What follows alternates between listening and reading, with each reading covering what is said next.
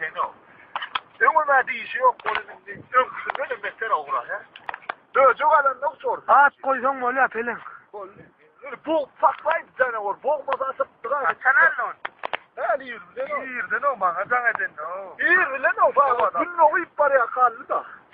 Alın ey kamera alın. Telefon alın oğlum görme de vaktır. Alıp durar kaplan. Hakikatla. Ama ben sana edip oynamaya sana ediyorum ben.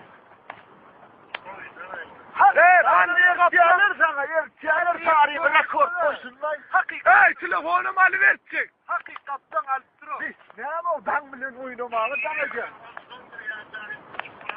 Yok o. Hakikattan o. Ağrını alsın oluyor da. Karrısını alsın, gücünü alsın ya.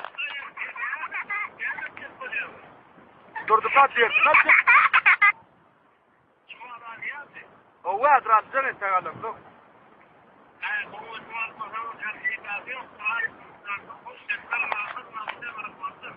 Sen albilen mi? Koy şey şu dursun bir şey olmaz alversek alviler mi? Sıkma da o bir soğuğa sıkar mı?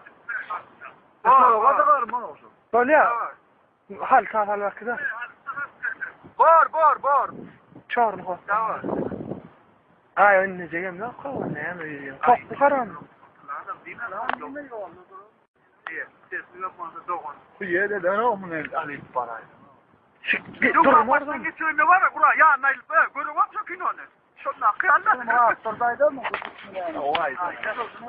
Ey gücüğüm mü oldu kurağın zaten lira vurma lan. Sızlı. Ben bunu uğraşıp çeviriyorlar gerektir. Al kamera al. Kamera al Kudret'i. Sağlar ne mi? Demoliyor mu da onu? Kıvamı da var. Kudret sor. Oğlum Şunu sonra annem. oğlum.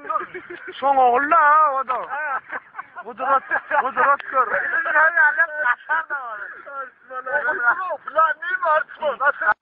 Hey, seyredin ya seyret hak bolun diye istemez o kavan.